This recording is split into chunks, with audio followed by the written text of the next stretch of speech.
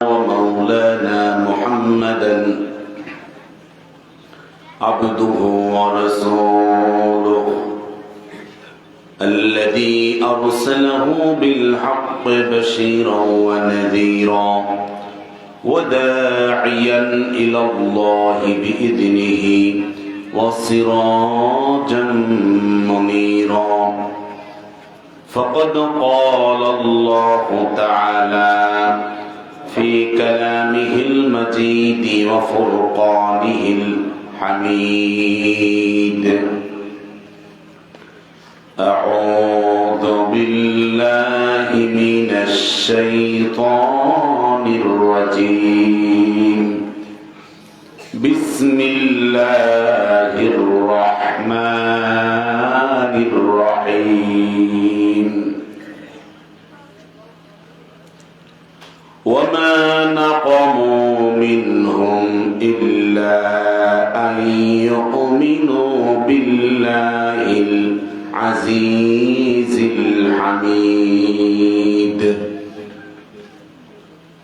صدق الله العظيم وصدق رسوله النبي الكريم ونحن على ذلك من الشاهدين والشاكرين والحمد لله رب العالمين اللهم صل على محمد وعلى آل محمد كما صليت على إبراهيم وعلى آل إبراهيم إنك حميد مجيد اللهم بارك على محمد وعلى آل محمد كما باركت على إبراهيم وعلى آل إبراهيم إنك حميد مجيد سبحان الله والحمد لله ولا إله إلا الله والله أكبر سبحان الله والحمد لله ولا إله إلا الله والله أكبر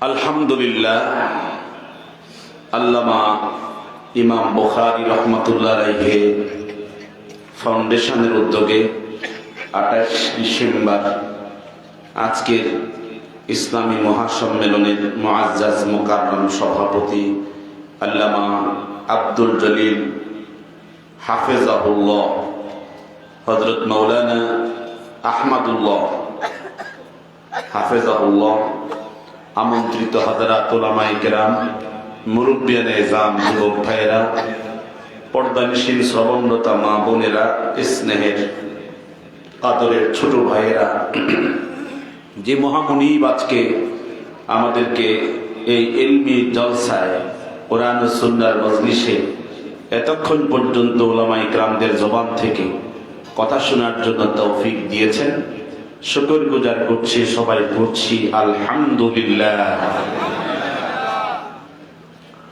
কুরআনুল কারীম থেকে সূরাতুল বুরুজ এর একখানা আয়াতে কারিমা তেলাওয়াত করেছি এই আয়াতকে সামনে রেখে কিছু কথা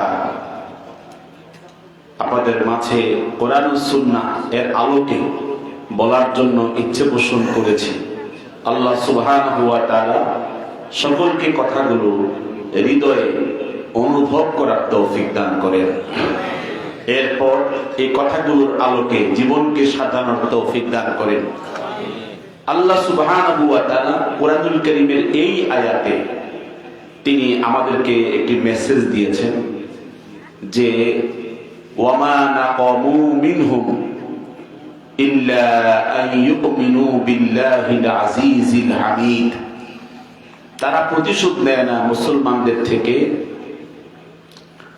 তারা মুসলমানদের থেকে প্রতিশোধ নেয় না।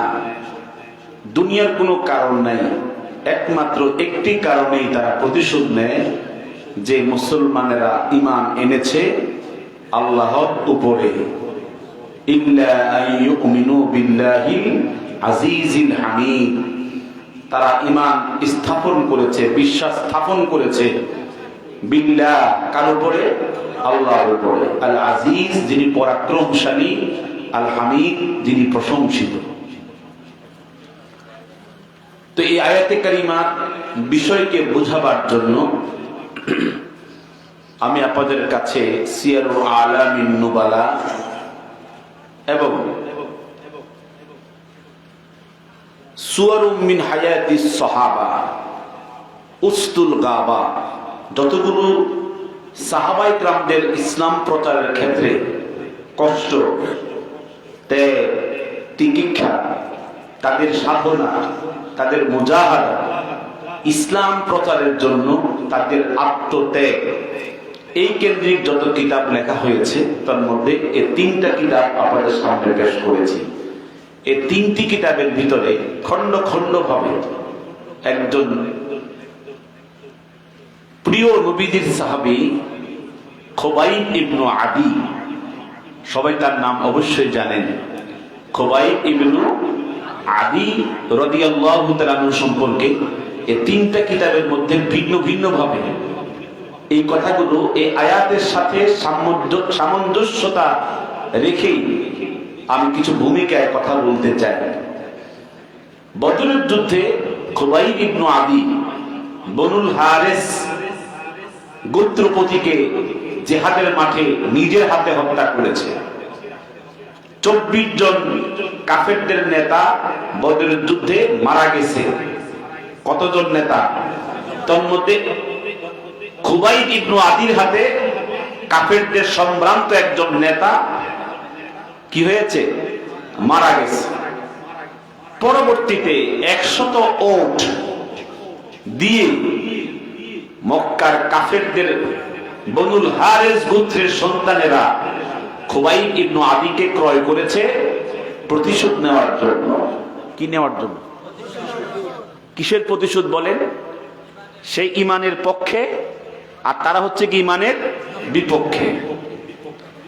100 ওট বিনিময় দিয়ে উনাকে হত্যার বদলা নিবে খুবাইব ইবনু আদিকে মিনা প্রান্তরের তানঈম নামক জায়গায়।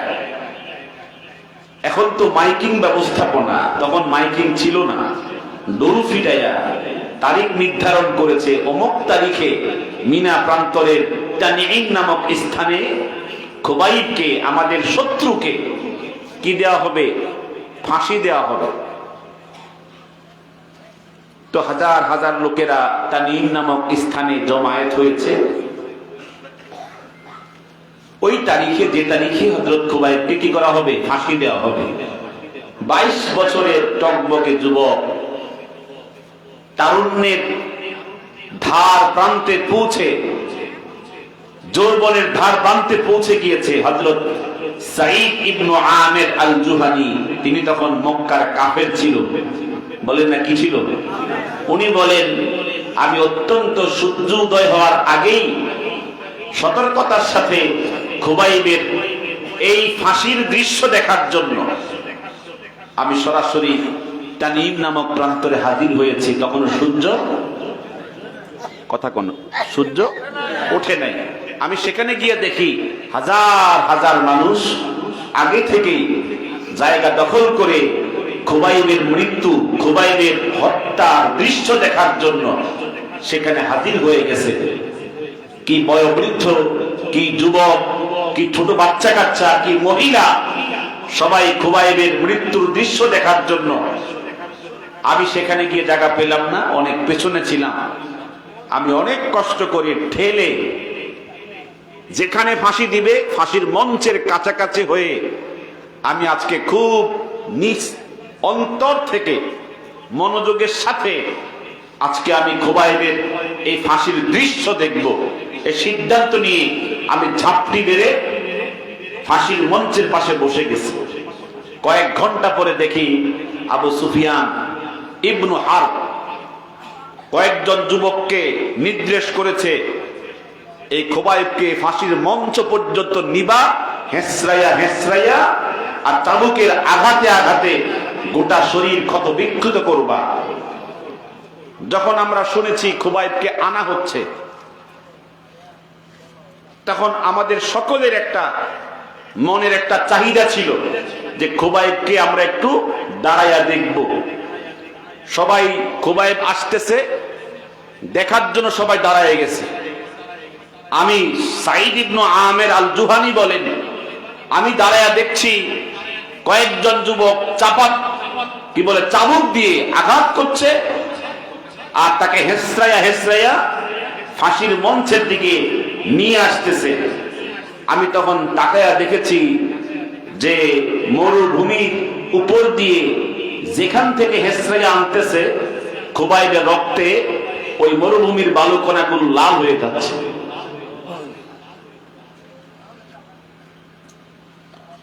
সকলের আনন্দের চিল্লা চিল্লি, সবাই খুব হই হুল্লোড় করছে, অনেক আনন্দে মেতে উঠেছে।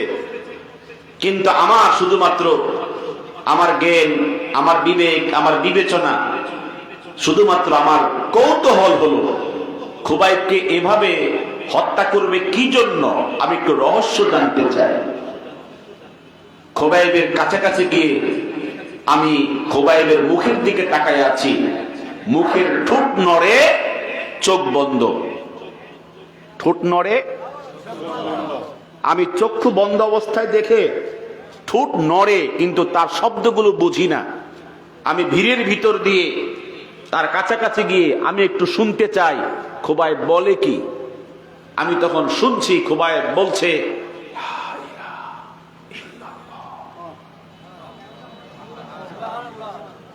আপনি শুনছেন? মাইকে তো শোনা যাচ্ছে। খোবাইব শব্দ করে বলতে পারে না। খোবাইব ফিস ফিস আওয়াজে সে বলছে, আমি আজকে ফাঁসির মঞ্চে যাচ্ছি, অপরাধ হচ্ছে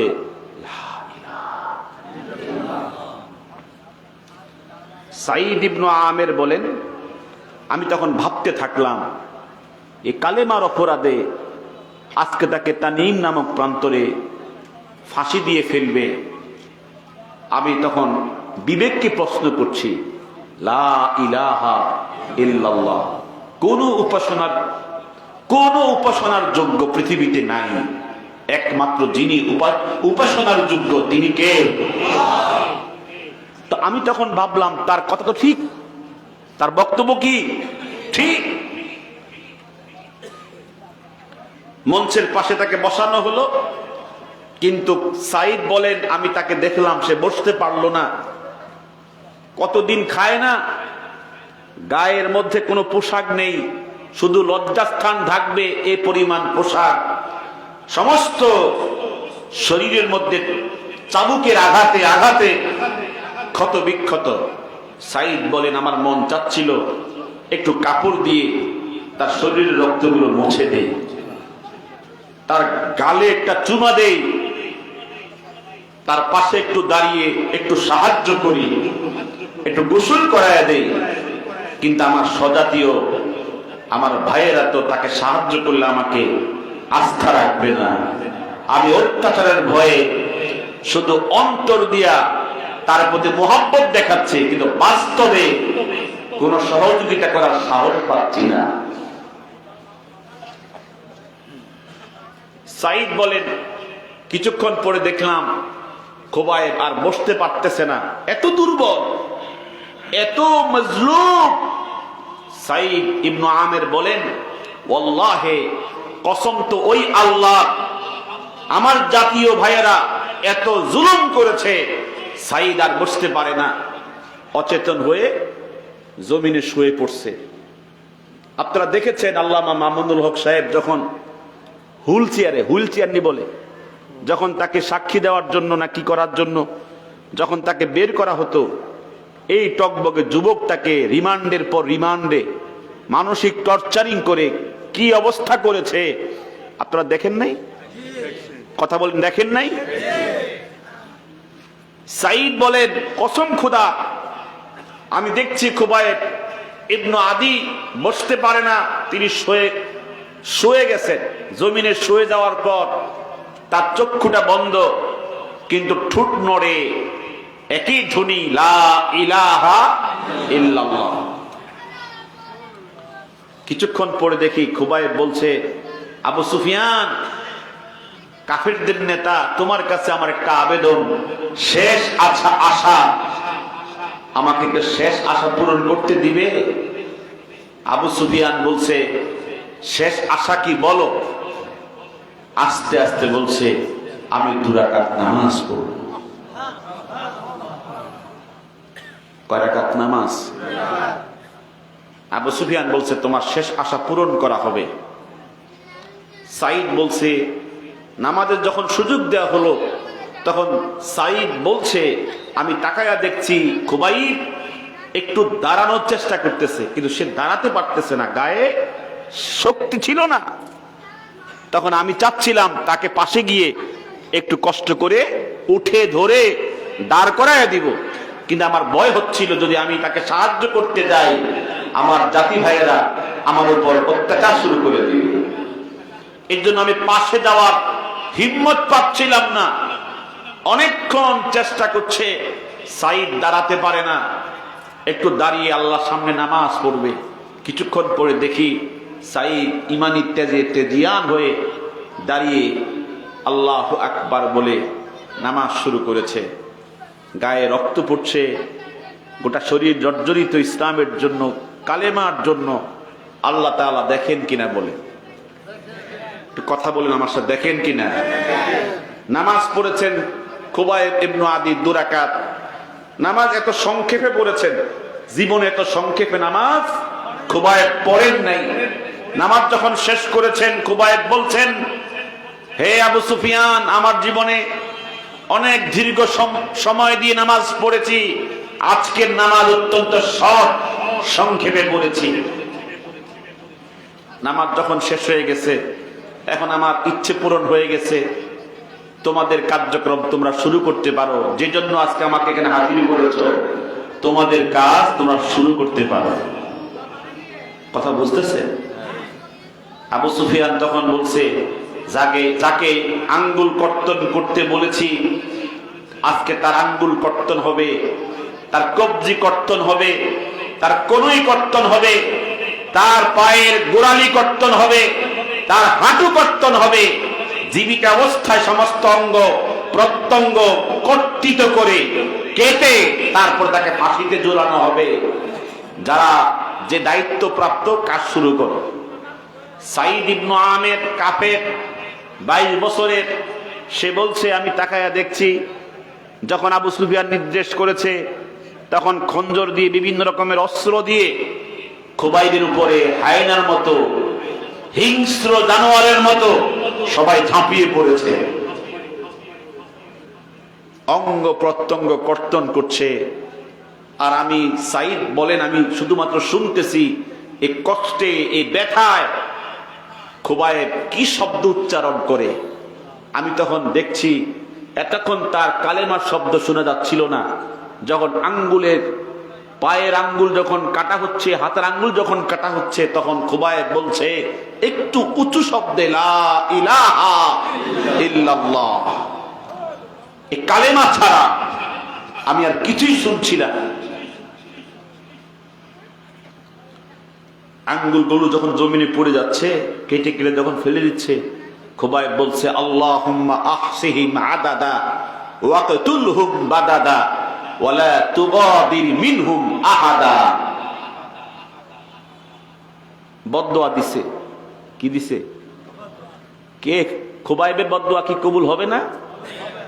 কথা বলেন না কেন? এই সময়ের দোয়া কালা শুনতো না? কি বলছে শোনেন, আল্লাহুম্মা আহসিহিম আদাদা।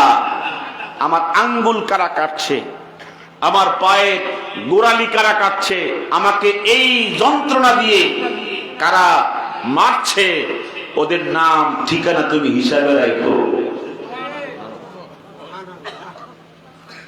যত আলেম ওলামাকে বাংলাদেশে অত্যাচার করা হয়েছে, যত জালেম আলেমদের উপরে ইসলামপন্থীদের উপরে অত্যাচার করেছে, আল্লাহর কাছে তার রেকর্ড হিসাব আছে কি নাই? কথা বলেন আছে না নাই? খুবাইব বলছে আল্লাহুম্মা আহসিহিম আদাদা ওয়াকতুলহুম বাদাদা। ওরা পালাতে চাইবে, আল্লাহ ওদেরকে পালানো অবস্থাতেও মুসলমানদের হাতে, ইসলামপন্থীদের হাতে এদেরকে কি করো? হত্যা করো। ওয়ালা তুগাদির মিনহুম আহাদা। এই জালেম একজনকে তুমি ছাড় দিও না। কথা কোন? একজনকে তুমি ছাড় দিও না। খুবাইব এই দোয়া, এই বদদোয়া করছিল। সাঈদ ইবনে আমের বলেন, তার শব্দগুলো যখন আমি শুনছিলাম আমার মনে হচ্ছিল এই মুহূর্তে আল্লাহর গজব মিনা প্রান্তরে অবতীর্ণ হবে। কিছুক্ষণ পরে শুনছি খুবাইব এখনো বেহুশ হয় নাই, এই কষ্ট যন্ত্রণা এখনো তিনি হুশের মধ্যেই। তিনি বলছেন আল্লাহুম্মা আহসিহিম আদাদা, এরকম বদদোয়া করছেন। আর কাফেরদের দিকে লক্ষ্য করে বলছে, আজকে আমি দুর্বল, আমি আজকে অত্যন্ত মজলুম, তবে শোনো, লাস্তু উবালি হিনা উকতালু মুসলিমা আলা আইয়ি শাইইন লিল্লাহি মাসরাই ওয়া যালিকা ফি যাতিল ইলাহি ইন ইয়াশা ইউবারিক ফি কুল্লি শিলবিন মুমাজ্জাই। এই কথাগুলো বুখারীতে এসেছে। ইমাম বুখারী এই কথাগুলো কোট করেছেন। হযরত খুবাইব এই কষ্ট, এই দুঃখ, এই যন্ত্রণার ভিতর দিয়ে তিনি বলছেন, দুনিয়ার মুসলমানেরা, লাস্তু উবালি হিনা উকতালু মুসলিমা, আমার আঙ্গুল জমিনে, আমার কবজি জমিনে, আমার পায়ের গোড়ালি জমিনে আমার সমস্ত অঙ্গ প্রত্যঙ্গ টুকরা টুকরা হয়ে গেছে, আমার কোনো দুঃখ নাই, আমি মুসলিম হয়ে শাহাদাত বরণ করছি। এটা আসতে বললেন সুবহানাল্লাহ। ওয়া যালিকা ফি যাতিল ইলাহ। আমার এই ব্যথা, আমার এই কষ্ট, আমার এই যন্ত্রণা কার জন্য? একটু জোরে বলেন। যদি আপনি আল্লাহর জন্য কষ্ট করেন এতে মজা আছে। কথা কন না? আসেনি? আপনি আল্লাহর জন্য কষ্ট করেন, মজা আছে, স্বাদ আছে, অনেক স্বাদ আছে। ইনশা, যদি আমার আল্লাহ চান, ইউবারিক ফি কুল্লি শিলবিন মুমাজ্জাই, আমার কর্তৃত প্রত্যেক অঙ্গ প্রত্যঙ্গ থেকে কিয়ামত পর্যন্ত উম্মতে মুসলিমা থেকে অজস্র মুজাহিদের প্রেরণা জাগ্রত করবে।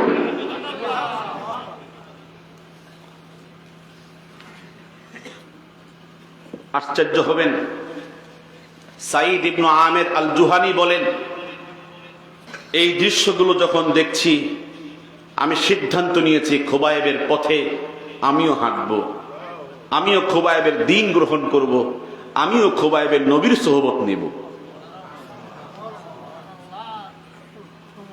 খুবাইব ইবনে আদিকে শহীদ করা হয়েছে, ফাঁসির মঞ্চে ঝুলিয়ে নবীজিকে সালাম দিয়েছে, সালামান ইয়া রাসূলুল্লাহ, আমি মিনা প্রান্তরে শহীদ হচ্ছি, আমার পক্ষ থেকে আপনাকে সালাম দিয়ে জীবনের ইতি টানছি, আমার আল্লাহ আমাকে এখন কি করবেন? উঠিয়ে নিবেন। হুজুর তখন বলছেন, কুতিলা খুবাইব। ও আমার সাহাবীরা মদিনার মিম্বর থেকে বলছিলেন, তোমাদের ভাইকে একটু আগে শহীদ করা হয়েছে। বলছিলাম নবীর হাতে গিয়ে ইসলাম গ্রহণ করেছেন কে? বলেন, সাঈদ ইবনে আমের। সাঈদ ইবনে আমের আল জুহানি ইসলাম গ্রহণ করেছেন, নবীজির সঙ্গে জিহাদ করেছেন, সিদ্দিক আকবরের সঙ্গে জিহাদ করেছেন। আমি যে কথাটা আয়াতের সাথে সম্পৃক্ত রেখে বলতে চাই, ওমর যখন খলিফাতুল মুসলিমিন, তখন নবীজি এই ওমর বলছে সাঈদকে, তোমার সততা, তোমার নিষ্ঠা, তোমার আদর্শতে আমি অত্যন্ত মুগ্ধ। হে সাঈদ ইবনে আমের, তুমি অনেক কষ্ট করে ইসলাম গ্রহণ করেছো, আজকে আমি তোমাকে মন্ত্রিত্ব দিতে চাই। বলেন, কি দিতে চাই? তোমাকে আমি হেমস প্রদেশের গভর্নরের পদ দিতে চাই।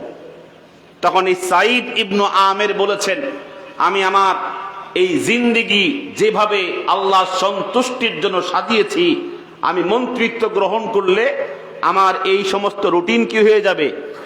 বেশ কম হয়ে যাবে। আমার রাতের ইবাদত, দিনের ইবাদত সব এলোমেলো হয়ে যাবে।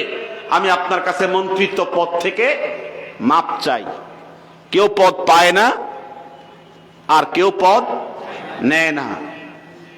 কথা বলেন, এই দেশে অশান্তির পেছনে যত হামলা মামলা খুন খারাপি যত কিছু হচ্ছে, বাংলাদেশের ভিতরে শুধুমাত্র রাজনৈতিক কুন্দলতাই আমাদের ঘরগুলোকে আগুনে রূপান্তরিত করেছে। কথা কোন ঠিক কিনা? সাইদ বলেন, আমি আপনার মন্ত্রিত্ব চাই না, আমি যে রুটিন তৈরি করেছি এটা আমার বেশ কম হয়ে যাবে, এলোমেলো হয়ে যাবে। তখন খলিফাতুল মুসলিমিন বলেছেন, আমাকে আপনারা খলিফা বানাইয়া প্রত্যেকেই ইবাদতের রুটিন নিয়ে থাকবেন আর আমি শুধুমাত্র আপনাদের খেদমত করব। অনেক চাপাচাপির পরে সাইদ ইবনু আমেরকে খেলাফত মানে গভর্নরের পদ চাপিয়ে দেওয়া হয়েছে। সবচেয়ে কষ্টের কথা হলো 2 বছর তিনি গভর্নরের পদে মন্ত্রীর পদে অবস্থান করেছেন। 2 বছর পর যখন ওমর ইবনুল খাত্তাবের কাছে বিভিন্ন দেশের গনিমতের সম্পদ জমা হয়েছে, তখন তিনি বলেছেন, আমি প্রত্যেকটা গরিবের জন্য 300 দিনার করে আমি কি করব, সহযোগিতা করব। এই জন্য তিনি সাইদ ইবনু আমের আল জুহানির কাছে তিনি চিঠির মাধ্যমে বলেছেন, আপনার এলাকায় যতজন গরিব ফকির অবস্থান করে তাদের তালিকা প্রস্তুত করে মদিনায় পাঠাবেন। আমি 10 জন জিম্মাদার 1 মাসের জন্য তদন্ত তালিকা করার জন্য পাঠাচ্ছি। কয় মাসের জন্য? 10 জন জিম্মাদার গেছে হেমস প্রদেশে গরিবদের তালিকা চূড়ান্ত করার জন্য। প্রথমেই তারা যিনি গভর্নর তার আয় ব্যয় হিসাব নিকাশ যাচাই করার জন্য কার্যক্রম শুরু করেছে। মন্ত্রীর কেমন আয় আছে, কেমন ব্যয় আছে।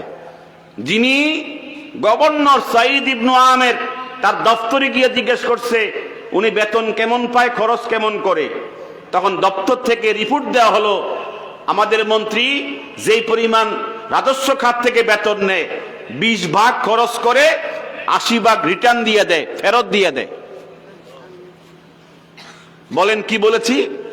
বেতনের 20 ভাগ খরচ করে, বাকি টাকা কি করে? রাজস্ব খাতে ফেরত দিয়ে দেয়। কারণ কি? উনার লাগে না, উনার প্রয়োজনে লাগে না।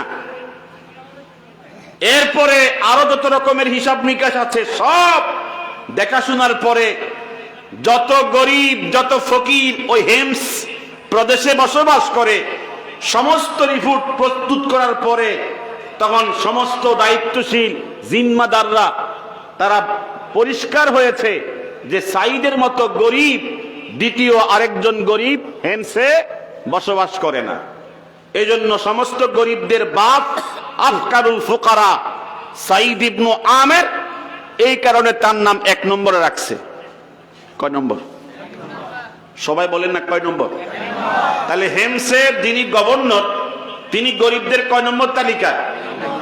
ওমর ইবনুল খাত্তাবের কাছে যখন এই তালিকা পেশ করা হলো, ওমর ইবনুল খাত্তাব তালিকা পাওয়ার পরে জিম্মাদারকে বলছেন, তোমাদেরকে বলেছি গরিবদের তালিকা করার জন্য, তোমরা ধনীদের তালিকা নিয়ে আসছো। দেখি ধনীদের তালিকা, ধনীদের গরিবদের তালিকা নিয়ে আসার জন্য।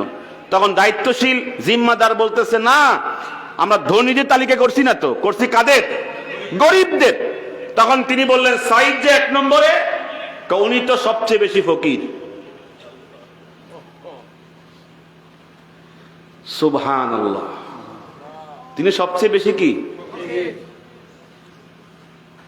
ওমর ইবনুল খাত্তাব তিনি তখন বললেন, কেন? সমস্ত তদন্তের কথা যখন তাকে শোনানো হলো তখন ওমর ইবনুল খাত্তাব চোখ থেকে টপ টপ করে পানি ছেড়ে দিয়েছেন। আর তখন তিনি বলেছেন, নবীজির আদর্শে নবীজির চরিত্রে উদ্বুদ্ধ হয়ে এই মানুষগুলো তৈরি হয়েছে। কথা বলেন না কেন? নবীজির চরিত্র মাধুরীতে এই মানুষগুলো তৈরি হয়েছে। তখন তিনি চোখের পানি ছেড়ে দিয়ে বলছেন, আমি নিজে ওমর এই সাইদকে খুশি করার জন্য রাজস্ব খাত থেকে আমি 1000 স্বর্ণ মুদ্রা সাইদকে কি করব? উপহার দেব। এই কথা সিদ্ধান্ত নিয়ে তিনি গরিবদের উপঢৌকন আর সাইদের জন্য 1000 স্বর্ণ মুদ্রা সহ নিজে হেমস প্রদেশে সরাসরি উপস্থিত হয়েছে। আপনাদের কষ্ট হচ্ছে? কথাগুলো বুঝতেছেন আমার?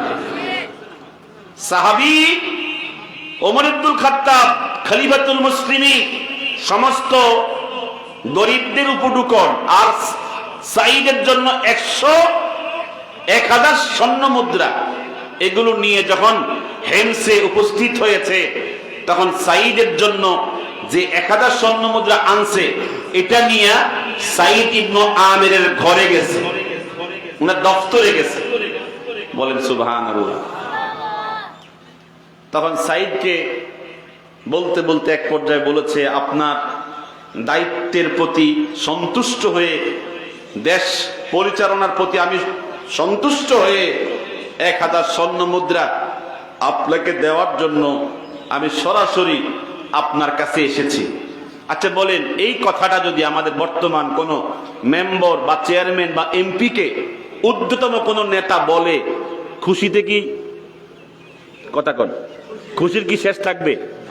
সাঈদ তখন বলছে, আমার অন্তরে দুনিয়া স্থান পায় নাই, আমার ঘরে দুনিয়া ঢুকে নাই, আগে আপনি জবাব দেন কোন সাহসে আমার ঘরে আপনি দুনিয়া ঢুকাইছেন। অনেকক্ষণ জেরা চলতেছে, তর্ক বিতর্ক চলতেছে। পেছন থেকে স্ত্রী বলতেছে, হে তোমার কি হয়েছে, তুমি কেন আমাদের খলিফার সাথে এভাবে উঁচু কণ্ঠে কথা বলছো? তখন ভিতরে গিয়ে বলছে, স্ত্রী তুমি জানো না, সে আমারে খুশি করার জন্য 1000 স্বর্ণ মুদ্রা নিয়ে আমার ঘরে ঢুকছে আমাকে দেওয়ার জন্য। তখন স্ত্রী জবাব দিয়েছে, খলিফাতুল মুসলিমিন আপনি অনেক সম্মানী মানুষ, আপনি আপনার সম্মান নিয়ে সসম্মানে এ সমস্ত দুনিয়া, এ সমস্ত টাকা পয়সা আমাদের ঘর থেকে নিয়ে অতি তাড়াতাড়ি চলে যান, কারণ এই টাকা পয়সাই মানুষকে ধ্বংস করে দেয়। কথা কন না কেন? আজকে মূলত লোভ, লালসা, ক্ষমতা আর এই অর্থের কারণে গোটা দুনিয়া আগুনে রূপান্তরিত হয়েছে। সাহাবী ওমর ইবনুল খাত্তাব দেরি করে নাই, তিনি চলে গেছে। 6 মাস পরে মদিনায় গিয়েছে 20 জন লোক। কয়জন? গিয়ে বলতেছে, আপনি যাকে খুব ভালো মনে করেন, দুনিয়া ত্যাগী মনে করেন, তার ব্যাপারে আমাদের 4টা অভিযোগ আছে। কয়টা অভিযোগ আছে? 4টা অভিযোগ আছে। ওমর তখন বললেন, আমি তো জানি সত্যন্ত একজন ফরহেজগার, আমানতদার, আবার কি অভিযোগ তার বিরুদ্ধে? তখন 20 জন এই হেমসের যারা নাগরিক, ওরা বলছে, 1 নম্বর অভিযোগ হলো উনি সকালবেলায় ঘুমায়। সকালে কি করে?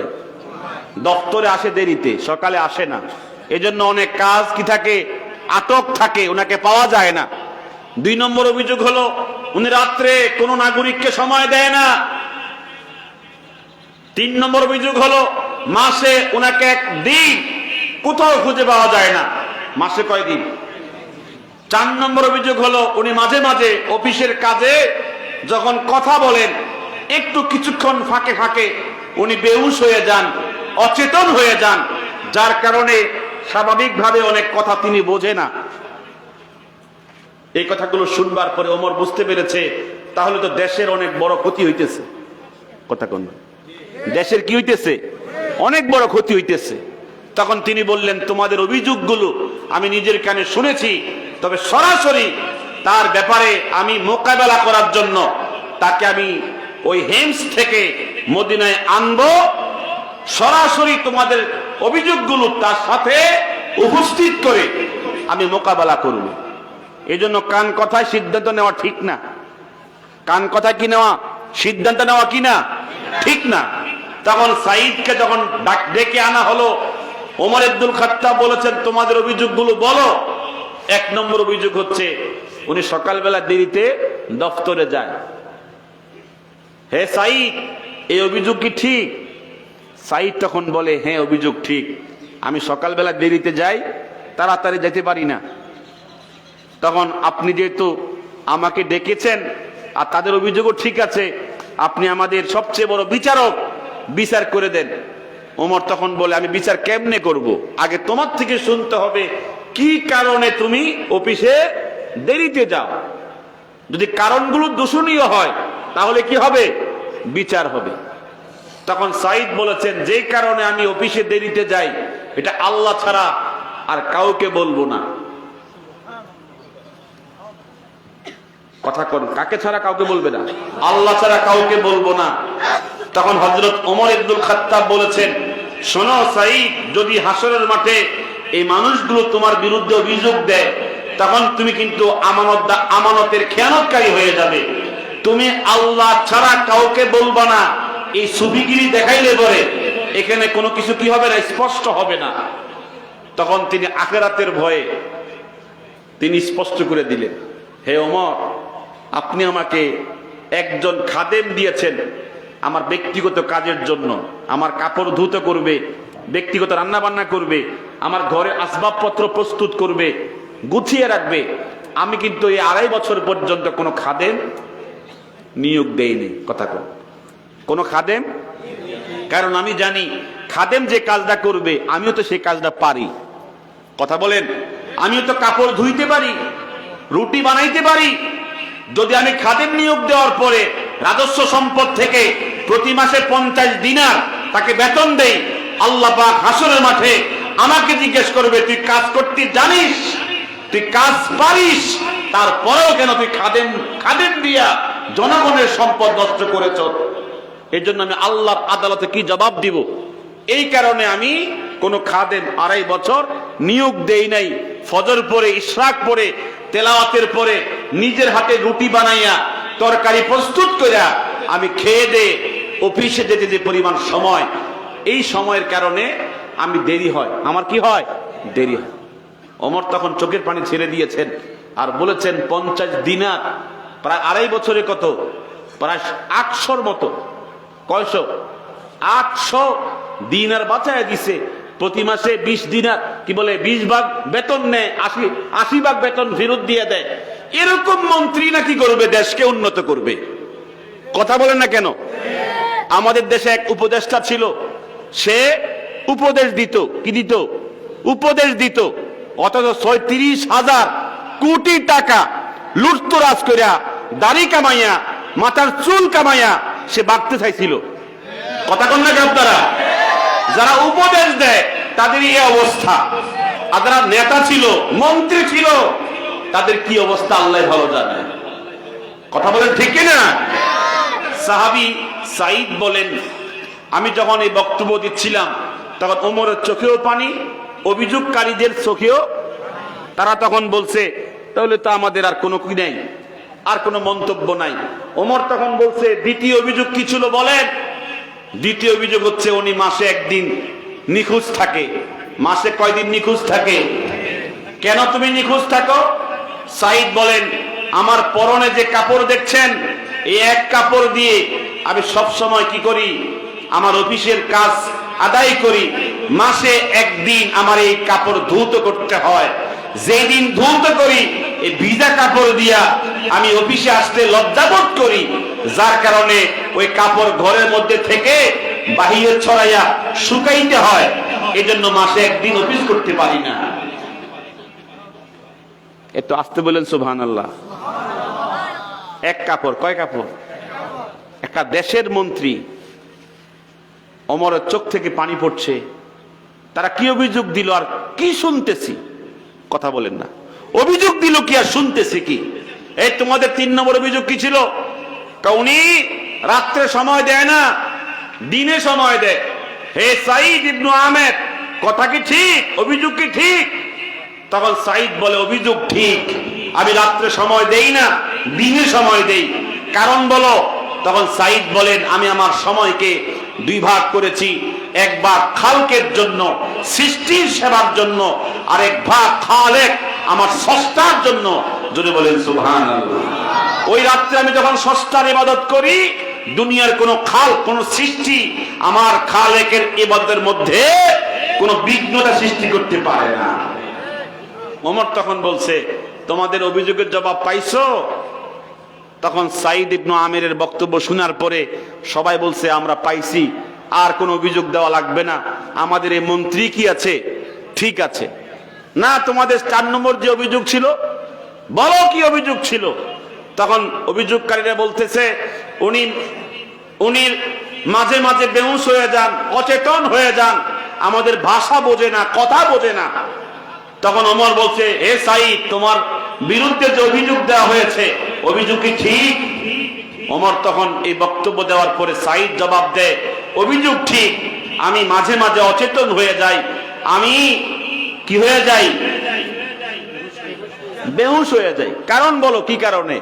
তখন সাঈদ ইবনু আমির বলেন, 22 বছর বয়সে খুবাইব ইবনু আদি যখন মিনা প্রান্তরে শহীদ হচ্ছিল, যখন তিনি বলেছিল আঙ্গুলগুলো কেটে ফেলা হয়েছে, সমস্ত অঙ্গ প্রত্যঙ্গ কেটে ফেলা হয়েছে, যখন তিনি বলেছিল আল্লাহুম্মা আহসিহিম আদাদা ওয়াকতুলহুম বাদাদা ওয়ালা তুগাদির মিনহুম আহাদা, এই কথাগুলো আমার হৃদয়ে এত রেখাপাত করেছে, মনে হয় এই কথাগুলো এখন আমার হৃদয়ে বাজতেছে।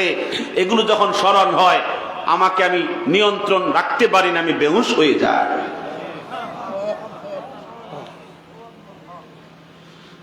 আমি কি ভাষায় বলবো? একদিন আমি কথাগুলো, আরবি কিতাব তো সবগুলো, এগুলো কোনো বাংলাতে এখনো অনুবাদ হয় নাই, এগুলো বিভিন্ন জায়গা থেকে আমি পড়তেছি আর নোট করতেছিলাম।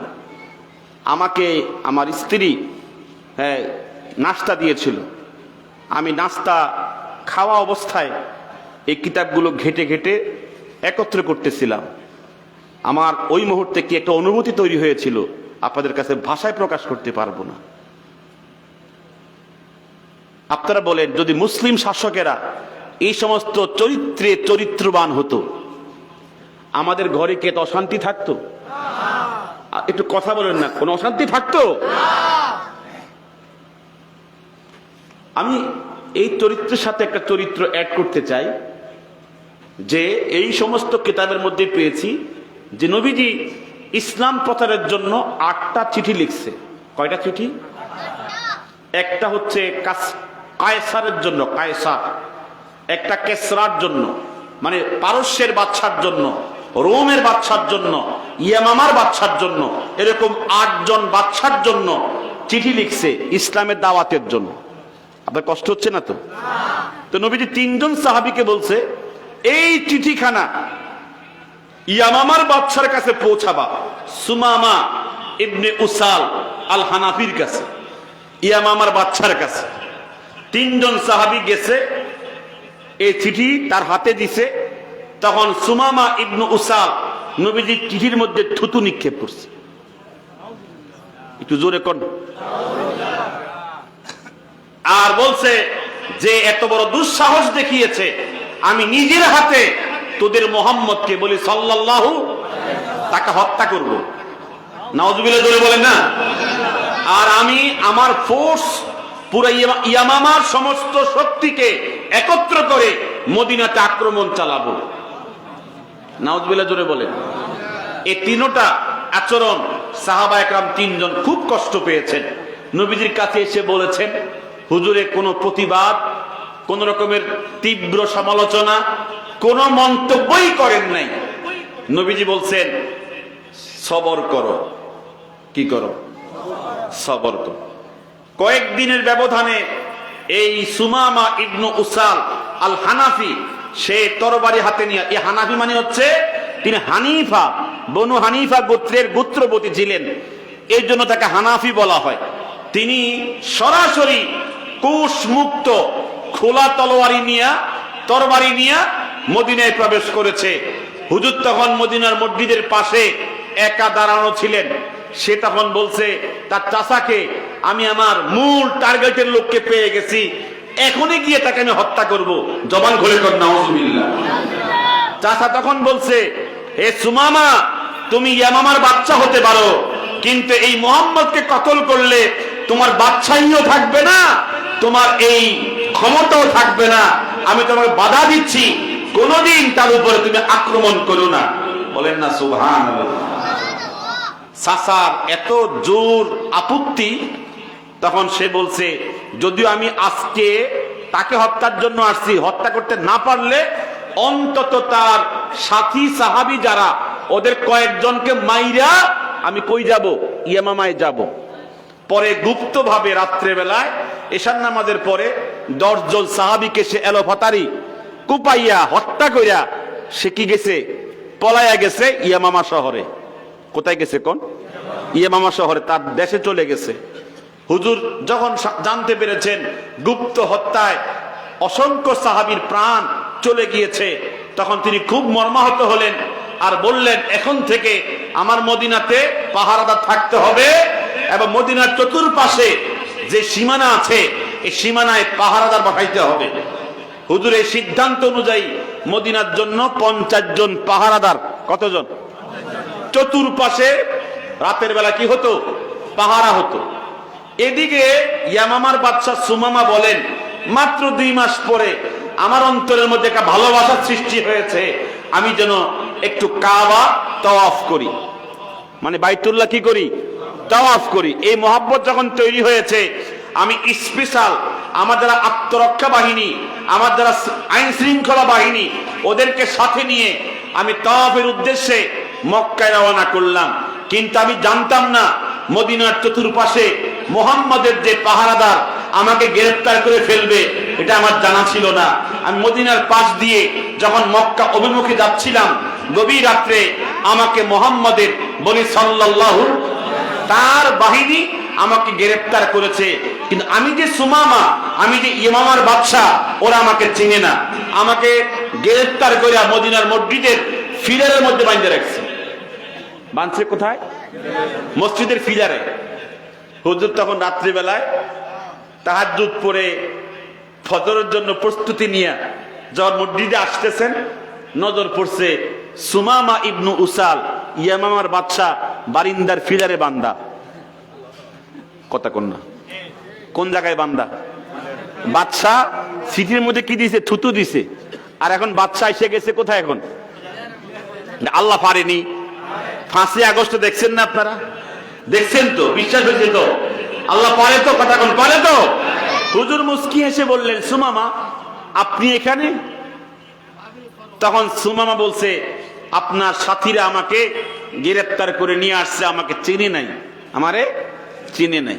হুজুর ফজর নামাজের পরে বলছেন, সাথীরা, সাহাবীরা, উনি তো হলো ইয়ামামার বাদশা।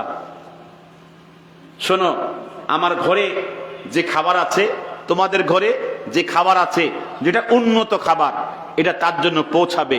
আর আজকে থেকে আমার উষ্ট্রির দুধ আমি আর পান করব না, আমার উষ্ট্রির দুধ পান করাবো সুমামাকে। কাকে? সুমামা কয়, আমি বারিন্দা থেকে শুনতেছি, মানে বাহিরের থেকে শুনতেছি আমার ব্যাপারে এই সমস্ত পরামর্শ হচ্ছে। আমি তখন ভাবলাম, আমি 10 জনের খুনি, যেখানে চটকনা, থাপ্পড়, আমার উপরে টর্চারিং, অত্যাচার, নির্যাতন হওয়ার কথা, সেখানে আমার খাবার কেমন হবে, আমার পানীয় কেমন হবে, এটা নিয়ে মুহাম্মদে ভাবতেছে। কথা বলেন না? আর বলছে আমার সাথীরা, ভাষায়, আচরণে, কথায় কোন শব্দ তার সাথে খারাপ ব্যবহার করো না। খারাপ ব্যবহার ইসলামের মধ্যে আমি সমর্থন করি না। বন্দির সাথে কি করতে হয়? উত্তম আচরণ করতে হয়। আমাদের অনেক বন্দীকে ইঞ্জেকশন দিয়া মেরে ফেলেছে। কথা কোন ঠিক কিনা? বন্দির সাথে কি করতে হয়? উত্তম ব্যবহার করতে হয়। হুজুর বলেছেন, কোন সাহাবী তার সাথে শব্দে, আচরণে, ভাষাতে কোনো খারাপ কথা বলতে পারবে না। আচ্ছা বলেন তো, হুজুর যে কন্ট্রোলিং করতো, কোন সাহাবী কি নবীদের কথার বাইরে কাজ করতো? এই সমস্ত বক্তব্য শোনার পরে সুমামা বলেন, আমি 2 দিন সেখানে অবস্থান করেছি, আমি একজন সাহাবী থেকে শব্দে, আচরণে, ভাষাতে একটা খারাপ কোনো শব্দ শুনি নাই। আমি তখন বুঝতে পেরেছি তার কন্ট্রোলিং পাওয়ার, তার প্রশাসনিক পাওয়ার পৃথিবীর কোন রাষ্ট্রপতির নাই, উনার যেরকম আছে। কথা কোন ঠিক কিনা? আপনার নেতা বলবেন মিটিং করে, তোমরা আজকে এমনে যাইবা, কোনোদিন কোনো কি করবে না, খারাপ আচরণ করবে না, দেখবেন মিটিং থেকে বের হওয়ার পরে সব এলোমেলো হয়ে যায়। কথা কোন ঠিক কিনা? সাহাবী সবাই তার সাথে ভালো আচরণ করছে, ভালো খেজুর, ভালো ফল, ভালো খাবার তার সামনে দিচ্ছে। আর সবচেয়ে দারুণ কথা হচ্ছে, সুমামা বলেন, আমি যখন দেখলাম ফজরের পরে জোহর আজান হলো, একামত হলো, জামাতে নামাজ পড়লো, তখন কি সাহাবায়ে কেরাম যতজন ইমানদার ছিল, ওরা কি অর্ধেক নামাজ পড়তো? একটু জবাব শুনি তো সবার থেকে। অর্ধেক পড়তো? জামাতে কি 60 ভাগ পড়তো। সাহাবায়ে কেরাম ইমানদার বললেই কি সবাই জামাতে নামাজ পড়তো, আর যারা জামাতে নামাজ পড়তো না সাহাবায়ে কেরাম জানতো সে মুনাফেক। সে কি? আবার অনেক মুনাফেক যেহেতু নামাজ না পড়লে মুনাফেক বলবে, এজন্য ওই মুনাফেক থেকে বাঁচানোর জন্য জামাতে নামাজ পড়তো।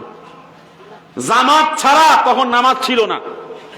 সাহাবায়ে কেরাম বললে কি জামাতে 5 ওয়াক্ত নামাজ পড়তো।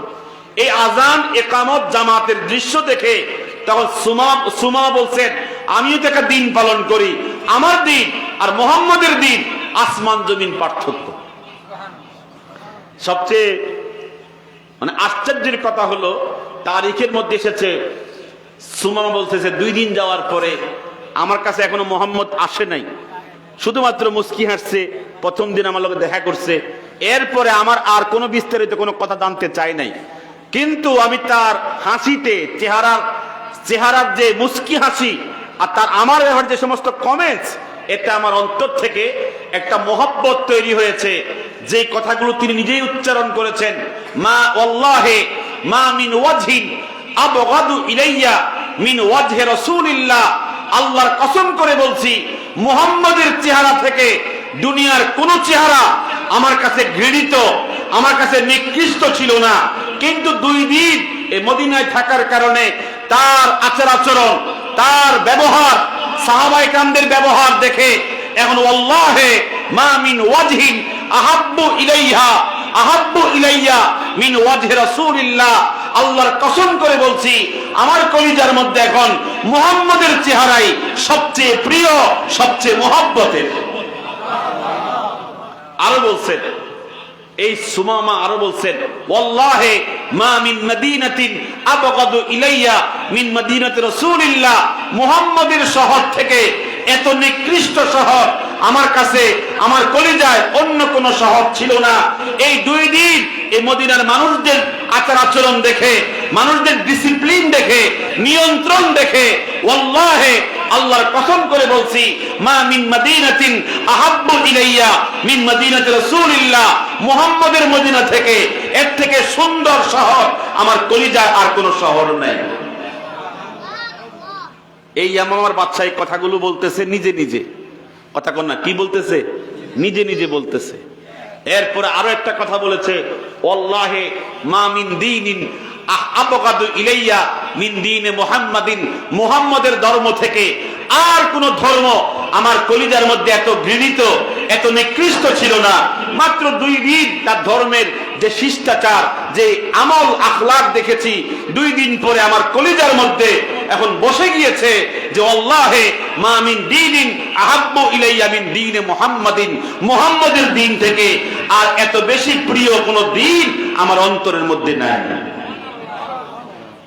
এরপর নবীজি 2 দিন পরে আসছে, এসে নবীজি বলছে, হে সুমামা আপনার কোনো কষ্ট হচ্ছে? তখন সুমামা বলছে, আমি আমার রাষ্ট্রীয় যখন বাচ্চা ছিলাম সেখানে থাকা অবস্থায় যে পরিমাণ আমি খেয়েছি, অবস্থান করেছি, সব এখানেও পাচ্ছি, তবে তখন সেখানে কি ছিল না? বাদন ছিল না।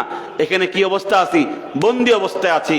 তবে শোনেন, এই কথাগুলো আরবিতে আবার নবীজিকে বলতেছে, আমনের শহর আমার নিকটে ঘৃণিত ছিল, আমনের চেহারা আমার নিকটে অত্যন্ত অপছন্দনীয় ছিল, আপনার মদিনা আমার কাছে অত্যন্ত কি ছিল? নিকৃষ্ট ছিল। আজকে আপনার শহর, আপনার চেহারা, আপনার দ্বীপ আমার অন্তর অত্যন্ত প্রিয় হয়ে গেছে। তো হুজুর তখন বলছেন, এখন আমার কি কাজ বাকি আছে, আমি আপনাকে কি করতে পারি? তখন এই ইয়ামামার বাদশা বলতেছে, আপনি আমার জন্য 3টা কাজ করতে পারেন। কয়টা কাজ? সবাই কথা বলেন না, কয়টা কাজ? 1, আমি 10 জন খুন করেছি, এর বদলায় আমাকে খুন করতে পারেন, কেসাস। বুঝলাম কি? কেসাস, আমাকে মেরে 10 জনের হত্যার কি নিতে পারেন? প্রতিশোধ নিতে পারেন। 1। 2 নম্বর হচ্ছে, আমি ইয়ামামার বাদশা, যদি আপনি বলেন 10 জন সাহাবীর মুক্তিপণ দেওয়ার জন্য যত আপনি দাবি করবেন অত দাবি আমি পূরণ করব। এই 2। 3 নম্বর হচ্ছে, আমি জানি ওয়ামা আরসালনাকা ইল্লা রাহমাতাল লিল আলামিন, আমনের কোরআনের মধ্যেই আছে, আমি জানি। তখন কাফির মুশরিকরাও কোরআন জানতো, কথা কোন না? আর আমাদের বর্তমান মুসলমানরা কোরআন জানে না। ঠিক না? উনি বলছে আপনি আল্লাহর পক্ষ থেকে তামাম পৃথিবীর মাখলুকাতের জন্য রহমত হিসেবে এসেছেন। যদি আপনি আমাকে মাফ করে দেন, ক্ষমা করে দেন, আপনি সবচেয়ে উদার, সবচেয়ে ক্ষমাশীল, এটা আমি জানি। হুজুর তখন বলছেন আমি আপনাকে জানাবো, সিদ্ধান্ত উপরের থেকে আল্লাহর পক্ষ থেকে আসবে। এরপরে আরো 2 দিন গেছে। কয়দিন? সবাই কথা কন না। 2 দিন যাওয়ার পরে নবীজি 2 দিন পরে আবার আসছে। তখন সুমামা বলেন আমার মন চাচ্ছিল চিৎকার করে বলতে, হে নবী, আমি আর সহ্য হচ্ছে না, আমার আর ধৈর্য কুলাচ্ছে না, আপনি আমার কাছে আসেন না কেন? আমি আপনার কালেমা গ্রহণ করে ফেলেছি। কিন্তু উনি চলে যায়, নামাজ পড়ে আবার চলে যায়, আবার চলে যায়, কিন্তু আমার অন্তর থেকে চিৎকার করছিল আপনি আমার সামনে আসেন, আমি আপনার কালেমা গ্রহণ করতে প্রস্তুত আছি। 2 দিন পরে যখন আসছে আমি তখন বলেছি ইয়া রাসূলুল্লাহ, আপনি আমার ব্যাপারে আল্লাহর পক্ষ থেকে কি পেয়েছেন? হুজুর তখন মুস্কিয়েছে বললেন ওমর, তাকে ছাইরা দাও। তাকে কি করো? কথা কোন কি করো? তো সাহাবা কেরাম বলছেন কি রে হুজুরে, তাকে মুক্তিপণ নিতে পারে, কেসাস নিতে পারে, এখন তো হাতের নাগালে আছে। হুজুর কেসাসও নিচ্ছে না, মুক্তিপণও নিচ্ছে না, হুজুর তাকে ছাইরা দিতেছে, এটা কেমন কথা? ওমর ইবনুল খাত্তাব বিমর্ষ অবস্থায় আছে। হুজুর যখন বলছে ছেড়ে দাও, তখন তো ছেড়ে দেওয়ার কোনো বিকল্প, কোনো পথ নাই। সাহাবায়ে কেরাম সবাই আশ্চর্য অবস্থায় তাকায় আছে। এই সুমামা বলেন আমাকে যখন ছেড়ে দিছে আমি হুজুরের থেকে বিদায় নিতে পারছি না, তবে আমি জানি মুসলমান কিভাবে নতুন কাফের মুশরিক কিভাবে ইসলাম গ্রহণ করে, এটা আমার জানা ছিল। এজন্য আমি কারো কাছে কোনো প্রশ্ন না করে আমি চলে গেলাম একটু সম্মুখ পানে, সেখানে গিয়ে একটা ঝর্ণার মধ্যে গোসল করে আমি আবার ফেরত চলে এসেছি। হুজুর তখন বলেছিল যে মনে হয় রাসূলুল্লাহ সাল্লাল্লাহু আলাইহি ওয়াসাল্লামের কথাগুলো আমাদের অন্তরে লেগে গিয়েছিল। একটু পরেই সুমামা আমার নবীর কাছে এসে বলছে উশহিদু, আমি সাক্ষী দিচ্ছি বিআন্নাকা রাসূলুল্লাহ, আপনি হচ্ছেন আল্লাহর রাসূল। আশহাদু আল্লা ইলাহা ইল্লাল্লাহ ওয়া আশহাদু আন্না মুহাম্মাদান আবদুহু ওয়া রাসূলুহু। বলেন না সুবহানাল্লাহ। ইসলাম গ্রহণ করে হুজুরকে বলছে হুজুর মদিনায় থাকে যাব, আমি আর বাদশাহী করব না। হুজুর তখন বলছে না, তোমাকে কালেমার জন্য আমি তোমার দেশে পাঠাচ্ছি, তুমি তোমার মসনদের মধ্যে দাঁড়িয়ে বলবে লা ইলাহা ইল্লাল্লাহ। তোমার একজনের কালেমা তামাম ইয়ামামা দেশের মধ্যে হাজার হাজার মানুষের ইসলাম গ্রহণের নজরিয়া হয়ে যাবে। ঠিক কিনা বলেন? তখন নবী তাকে পাঠাইয়া দিছে। ইসলাম গ্রহণ করার পরে সেখানে যখন কালেমা পড়েছে, কেউ সাপে, কেউ পদের লোভে, কেউ স্বার্থের লোভে, কেউ দুনিয়ার লোভে, মোটামুটি কেউ আন্তরিকভাবে, অসংখ্য লোকেরা কি করছে? ইসলাম গ্রহণ করছে। এরপরে গিয়া লম্বা কথা, তিনি কি করলেন? একটা চিঠির মাধ্যমে মক্কার কাফেরদেরকে বলে দিলেন আমার দেশ থেকে যে খাদ্যদ্রব্য আমদানি করতাম তোমাদের দেশে আর আমদানি হবে না, আমি মুসলমান হয়ে গেছি। যদি তোমার চিঠির মাধ্যমে বলো হে সফওয়ান ইবনে উমাইয়া, হে বড় বড় কাফের নেতারা, যদি বলো যে মুহাম্মদের দিন গ্রহণ করেছি, তাহলে খাদ্যদ্রব্য পাঠাবো। যদি দিন গ্রহণ না করো, তাহলে এখন থেকে আর কোনো খাদ্যদ্রব্য আমদানি করা হবে না। বলেন না সুবহানাল্লাহ। 2 মাস পরে মক্কাতে খাদ্যদ্রব্যের অভাব লেগে গেছে। ইতিহাসের মধ্যে এসেছে 2 মাস পরে এমন কোন ঘর নাই যেখানে খাবারের অভাব লাগে নাই। সর্বশেষ সফওয়ান ইবনে উমাইয়া বলেন আমি আমার কয়েকজন লিডার সহ পরামর্শ করে মদিনায় আসলাম। এসে বললাম হে মুহাম্মদ, আপনি বদরের যুদ্ধে 70 জন, উহুদের যুদ্ধে, খন্দকের যুদ্ধে সব নেতা মাইরা আমাদের মক্কা খালি করে ফেলছেন। এখন আপনার সবচেয়ে বড় শক্তি ইয়ামামার বাদশা সুমামা ইসলাম গ্রহণ করেছে। এখন সে আমাদের সমস্ত খাদ্যদ্রব্য বন্ধ করে দিয়েছে। আমাদের অনেক আত্মীয় স্বজন এখনো কি করে? মক্কাতে বসবাস করে। আপনার কাছে আসছি, আপনি চিঠির মাধ্যমে বলে দেন যেন ইয়ামামার বাদশা খাদ্যদ্রব্য আবার আমদানি শুরু করে দেয়। হুজুর তখন বলছে আমার ইসলাম কখনো প্রতিশোধ গ্রহণ করে না। কথা কন না। আমি ইসলামের নবী কোনদিন প্রতিশোধ গ্রহণ করতে আসি নাই। আমি চিঠির মাধ্যমে জানাই দিচ্ছি, আমার জানা ছিল না, এখন আমি বলে দিব সমস্ত খাদ্যদ্রব্য যেন কি করা হয়? আমদানি করা হয়। এরপর থেকে যখন খাদ্যদ্রব্য 2 মাসের যে পরিমাণ মজুদ ছিল, সব যখন উটের বহরে আবার হযরত সুমামা মক্কায় পাঠায়া দিছে, তখন মক্কার অনেক টাগরা যুবক যারা এরা আশ্চর্য হয়ে গেছে, মুহাম্মদ আরবি আমাদের প্রতিশোধ নিল না, আমাদের জন্য কোন রকমের তীব্র প্রতিশোধ নেওয়ার সুযোগ থাকা সত্ত্বেও কোনো প্রতিশোধ গ্রহণ করলো না। অনেক পরিবারের মধ্যে অনেক ছেলে, অনেক মহিলা, অনেক পুরুষ ইসলাম গ্রহণের জন্য গোপনে গোপনে প্রস্তুতি নিয়ে রাখছিল। যখন এটা 7ম হিজরি ছিল, যখন 8ম হিজরি আসছে, ইজা জাআ নাসরুল্লাহি ওয়াল ফাতহু ওয়া রাআইতান নাসা ইয়াদখুলুনা ফি দীনিল্লাহি আফওয়াজা, 8ম হিজরিতে প্রত্যেক ফ্যামিলি থেকে দলে দলে নবীজির কাছে ইসলাম গ্রহণ করে ফেলেছে। জোরে বলেন না সুবহানাল্লাহ। তো বলছিলাম প্রতিশোধ নেয় কারা? কাফেরেরা। কথা কন না, কারা? আর মুসলমান এমন জাতি, ওরা প্রতিশোধ নেয় না, প্রতিশোধ নেয় না। যখন আলিফকে, আমাদের যখন অ্যাডভোকেট সাহেবকে হত্যা করা হয়েছে, আমরা প্রতিশোধ নিছি? কথা কন না, নিছি? চট্টগ্রামের যে অ্যাডভোকেট সাহেবকে হত্যা করা হয়েছে, কোনো প্রতিশোধ নিছি আমরা? আমাদের যখন সাথী ভাইদেরকে যখন হত্যা করা হয়েছে তুরাগ প্রান্তরে, আমাদের যারা সাথী ভাইদেরকে গভীর রাত্রে হত্যা করা হয়েছে, সারা দেশের ওলামা একরাম বলছে প্রতিশোধ নেওয়া যাবে না। প্রতিশোধ ইসলামের মধ্যে সমর্থন করে না। ধৈর্য, কথা কোন কি? ধৈর্য। আমাদের ধৈর্যের সাথে আমরা জীবন যাপন করে এই প্রতিশোধ নামক যে জ্বলন্ত আগুন, সেখান থেকে ফিরে থেকে আমরা ধৈর্যের উপরে অটল থাকতে পারি। আল্লাহ পাক তৌফিক দান করেন। আমি 5 মিনিটে শেষ করছি। যে আমার পূর্বে যিনি আলোচক, তিনি একটা কথা তুলছিলেন, এই যে সবরের কথা তুলছিলেন, সাহাবী হযরত আব্দুল্লাহ ইবনে হুযাফার কথা তিনি বলতে চেয়েছিলেন। আমি 5 মিনিটে শেষ করছি। ধৈর্যের কি পরিমাণ ফলাফল আল্লাহর কাছে জমা আছে। তিনি 300 জন সাহাবী নিয়ে গ্রেফতার হয়ে গেছেন সম্রাট হেরাক্লিয়াসের কাছে। সম্রাট তাকে দাওয়াত করেছে, তখন তিনি দাওয়াতের মধ্যে মেহমান হয়ে আসছে। তখন সম্রাট নাসাবা কুরসিয়ান আন ইয়ামিনিহি, তার সিংহাসনের পাশে চেয়ারের মধ্যে বসাইছে। খানা পিনা খাওয়াইয়া সম্রাট বলছে, বাদদেল দীনাকা ওয়াখতার দীনি, হে আব্দুল্লাহ ইবনে হুযাফা, কালেমা ছাড়ো, খ্রিস্টান ধর্ম গ্রহণ করো। আব্দুল্লাহ তখন বলছেন, আমি যদি আমার কালেমা ছেড়ে দেই, দুনিয়াও শেষ, আখিরাতও শেষ। তোমার ইসলাম, তোমার খ্রিস্টান ধর্ম গ্রহণ করলে আমার কি লাভ হবে? সম্রাট তখন তাকে লোভ দিয়া, লালসা দিয়া বেঈমান করার জন্য প্রস্তাব দিছে, আতাইতুকা খামসিনা শাব্বাতান জামিলা, 50 জন সুন্দরী তোমাকে উপহার দেব। আমার সাম্রাজ্যের 3 ভাগের 1 ভাগের ক্ষমতা তোমাকে লিখে দেব। আমার সাম্রাজ্যের সবচেয়ে দামি প্রাসাদ তোমার জন্য দিয়ে দেব। তখন আব্দুল্লাহ বললেন, লাউ আতাইতানি নিসা কুল্লাহা, তোমার 50 জন সুন্দরী নয়, তাম পৃথিবীর সমস্ত সুন্দরী আমার ডান হাতে পেশ করো। তোমার 3 ভাগের 1 ভাগের ক্ষমতা নয়, গোটা পৃথিবীর সমস্ত ক্ষমতা আমার বাম হাতে পেশ করো। তোমার একটা প্রাসাদ নয়, দুনিয়ার সমস্ত প্রাসাদ আমার পায়ের সামনে পেশ করলো, 1 সেকেন্ডের জন্য আমি কালেমা ছাড়বো না। সম্রাট জুতা দিয়া এমন জোরে গালের মধ্যে চর বসায় দিয়েছে, গাল ফেটে গিয়া রক্ত ফিনকিয়ে ফিনকিয়ে পড়ছে। আব্দুল আকাশের দিকে নজর করে বলছে, আল্লাহ, তোমার দ্বীনের জন্য, কালেমার জন্য জুতার বাড়ি খেয়েছি, আমার কোনো দুঃখ নাই।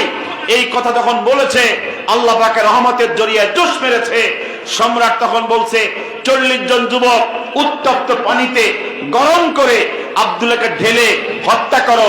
আব্দুল্লাহ তখন তেলের সামনে গিয়ে বলছে, আজ্জেল তুমুনি, তাড়াতাড়ি আমাকে তেলের মধ্যে নিক্ষেপ করো, উত্তপ্ত আগুনে নিক্ষেপ করো। রাআইতুল জান্নাতা ওয়ারাহু, তোমাদের উত্তপ্ত আগুনের মধ্যে আমি জান্নাতের দৃশ্য দেখতেছি। আল্লাহ পারে কিনা? কতক্ষণ পারে কিনা? সম্রাট তখন বলল, তাড়াতাড়ি তাকে নিক্ষেপ করো। ফাদহাকা আব্দুল্লাহ দহাকান শাদীদা, আব্দুল্লাহ খুবই হাসতেছে, চেহারার মধ্যে হাসির প্রস্ফুটিত চেহারা। সম্রাট তখন বলছে, মান আদহাকাকা, তোমার হাসায় কে? তুমি কেন হাসছো? আব্দুল্লাহ তখন জবাব দেয়, আদহাকানি আল্লাহ, আমার হাসায় কে? কথা বল, হাসায় কে? সম্রাট তাকে আগুনে নিক্ষেপ করার জন্য নির্দেশ দিয়েছে। ফাবাকা আব্দুল্লাহ বুকাআন শাদীদা, আব্দুল্লাহ টপ টপ করে চোখের পানি পড়ছে আর কাঁদছে।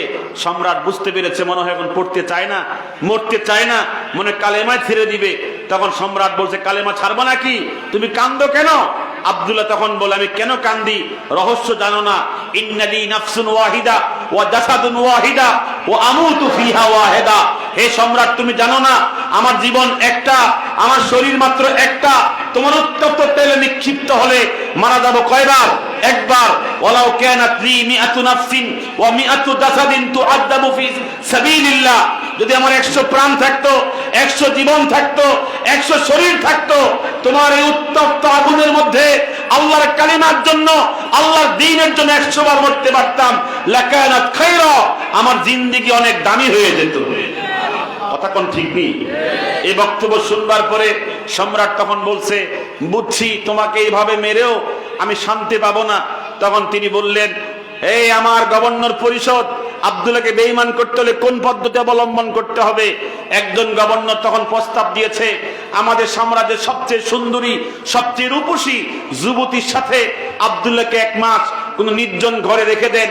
আব্দুল্লাহ ওই সুন্দরীর সাথে জেনা, বেবিচার, অন্যায় পাপাচার করে করে যখন তার আদর্শ নষ্ট করবে, তখন সে কালেমা ছাড়বে, খ্রিস্টান ধর্ম গ্রহণ করবে।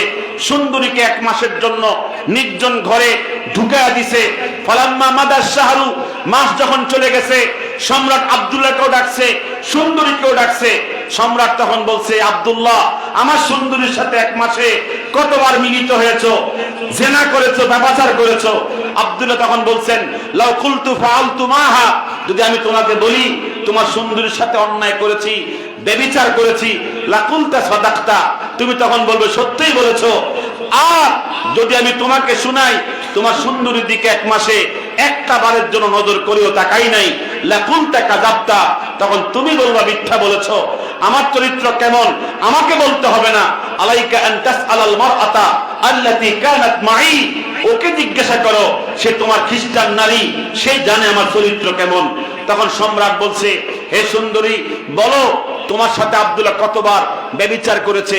তখন সুন্দরী চোখের পানি ছেড়ে দিয়ে সুন্দরী তখন বলছে, ইয়া সাইয়্যিদি, ও আমার সম্রাট, আরসালতানি ইলা বাশারিন আম ইলা হাজারিন আম ইলা শাজারিন, কুল্লামা খাতাউতু আমামাহু মা সামিতু মিনহু ইল্লা কাওলা লা ইলাহা ইল্লাল্লাহ মুহাম্মাদুর রাসূলুল্লাহ। সুন্দরী তখন বলছে, হে সম্রাট, 1 মাসের জন্য আমাকে থাকতে দিয়েছেন, এটা কি মানুষ ছিল না পাথর ছিল না গাছ ছিল? 1 মাস কত চেষ্টা করেছি আমার দিকে আকৃষ্ট করার জন্য, এই যুবক আমার দিকে একটা বারের জন্য নজর করেও তাকায় নাই। 24 ঘন্টা যুবকের নজর মাটির দিকে ছিল, আর যুবক পড়েছে লা ইলাহা ইল্লাল্লাহ মুহাম্মাদুর রাসূলুল্লাহ। সম্রাট তখন বলছে, আমি বলতে বাধ্য হলাম, তোর মতো চরিত্রবান, তোর মতো এত আদর্শবান যুবক আমার দেশে একজনও খুঁজে পাওয়া যাবে না। তোর চরিত্র এমন হলে পরে তোর নবীর চরিত্র কেমন ছিল? সম্রাট তখন বলছে, আর কোন শাস্তি দেওয়ার প্রয়োজন নাই, তাকে আমি স্বাধীনতা দিয়ে দেব, মুক্তি দিয়ে দিব। ওজিরে আলা বলছেন, না, আরেকটা শাস্তি দিবে, দেন, সে বেঈমান হয়ে যাবে। 1 মাসের জন্য শুকরের গোশত দিয়া, মদের বোতল দিয়ে 1 জায়গায় আটক রাখেন, দেখবেন শুকরের গোশত খেয়ে, মদের বোতল থেকে মদ পান করে ইমানের, আমলের সমস্ত যোগ্যতা হারায় ফেলবে। তখন সে কালেমা ছাড়বে, খ্রিস্টান ধর্ম গ্রহণ করবে। 1 মাসের জন্য শুকরের গোশত মদের বোতল দিয়া ঢুকে রাখছে 1 নির্জন ঘরের মধ্যে। 3 দিন যাওয়ার পরে আব্দুল্লাহ ইবনে হুযাফা শুকরের গোশত খায় না, মদও পান করে না। সম্রাট বলল, 3 দিন চলে গেছে, দেখো তো আব্দুল্লাহ কিছু খায় কিনা। গিয়া দেখে সে তো শুকরের গোশত খায় না, মদও পান করে না, এমন খাবার খাচ্ছে যে খাবার ওদের দেশে কোথাও পাওয়াই যায় না। তখন তাকে নিয়ে আসা হলো সম্রাটের সামনে। সম্রাট তখন বলল, তুমি কিছুই খাও নাই, তুমি বেঁচে আছো কিভাবে? মান আতআমাকা ওয়া সাকাকা, কে তোমাকে খাওয়ালো, কে তোমাকে পান করালো? আব্দুল্লাহ তখন জবাব দিয়েছেন, আতআমানি আল্লাহ ওয়া সাকানি, আমার মালিক আমাকে খাওয়াইছে। ওই আল্লাহ এখনো আছে না নাই? যেন আমাদের ওই আল্লাহর ভয় আমাদের কলিজার মধ্যে থাকে। সর্বশেষ সম্রাট বুঝতে পেরেছে, আমি পরাস্ত, আমি তার সাথে পারবো না। তখন বলছে, হে আমার মন্ত্রীরা সব বের হয়ে যাও, আব্দুল্লাহর সাথে আমার কিছু গোপনীয় কথা আছে। তো সবাইকে বের করে বলতেছে, তোমাকে আমি মুক্তি দিয়ে দেব, তবে তোমাকে তো আর পাওয়া যাবে না, তুমি তো অনেক ভালো মানুষ, চরিত্রবান মানুষ, তোমার নবী তোমাকে চরিত্রবান বানাইছে, যাওয়ার আগে আমার কপালে একটা চুমা দিয়ে যাও। কে বলতেছে? আর রোম সম্রাট হেরাক্লিয়াস বলতেছে। আব্দুল্লাহ তখন জবাব দিয়েছেন, তোমার কপালে চুমা দেওয়া যাবে না, তুমি মুশরিক, ইন্নামাল মুশরিকুনা নাজাসুন, সমস্ত মুশরিক নাপাক, তোমার কপালে চুমা দিলে কি হবে? অন্যায় হবে, অপরাধ হবে। তখন সম্রাট বলল, তোমাকেও ছেড়ে দিব, তোমার 300 জন যারা গ্রেফতার হয়েছে আমার জেলখানার মধ্যে আছে, ওদেরকে ছেড়ে দিব, দিলে কি হবে? তখন তিনি বললেন, দিলে ইনডাইরেক্ট দেওয়া লাগবে, ডাইরেক্ট দেওয়া যাবে না। কই ইনডাইরেক্ট কেমনে? কই আমার প্রথমত কিছু থুতু আপনার কপালে ধরায় দেব, আর যখন থুতু ধরায় দেব ঠোঁটটা সহ লাগাইয়া দেব। আমার নিয়ত থাকবে আপনার কপালে থুতু দিচ্ছি, আর আপনার নিয়ত থাকবে আমি ঠোঁট আপনার কপালে দিয়া চুমা দিচ্ছি। তো আপনিও সারবেন, আমিও সারবো। বাচ্চাকে দিবা সিস্টেম করে দিবা, পাবলিক যেন না বুঝে। এরা বেহায়া বাচ্চা, তো যাদের ইমান নাই তাদের কি নাই? হায়া নাই। কথা কি নাই? সর্বশেষ বাচ্চা রাজি হয়ে গেছে। জি জি, সর্বশেষ বাচ্চা রাজি হয়ে গেছে। আব্দুল্লাহ দিছে, এমন ভাবে দিছে গাল দিয়া বায়া বায়া পড়তেছে। সম্রাট তখন বলছে, আমার ওজির ওজারা, আব্দুল্লাহ থুতুগুলো গায়ে মাখো, জীবন বরকতপূর্ণ হয়ে যাবে। চলে গেছে আব্দুল্লাহ ওমর ইবনুল খাত্তাবের কাছে 300 সাহাবী নিয়া। ওমর তখন বলছে, ওয়াজ্জিহ জুবাহাতাকা উকাব্বিলুকা আশরামার রাত। আব্দুল্লাহ, তুই আমার সামনে তোর কপাল ধর, আমি তোকে 10টা চুমা দিব। কয়টা চুমা দিব? 10টা চুমা দিব। এরকম চরিত্রবান যেন আমরা অন্তত শিক্ষা গ্রহণ করতে পারি, প্রতিশোধ নিয়ে নয়, বরং ক্ষমা করে। আল্লাহ পাক সকলকে সেভাবে চলার, দুনিয়ায় সেভাবে জীবন যাপন করার তৌফিক দান করেন। আসসালামু আলাইকুম ওয়া রাহমাতুল্লাহ।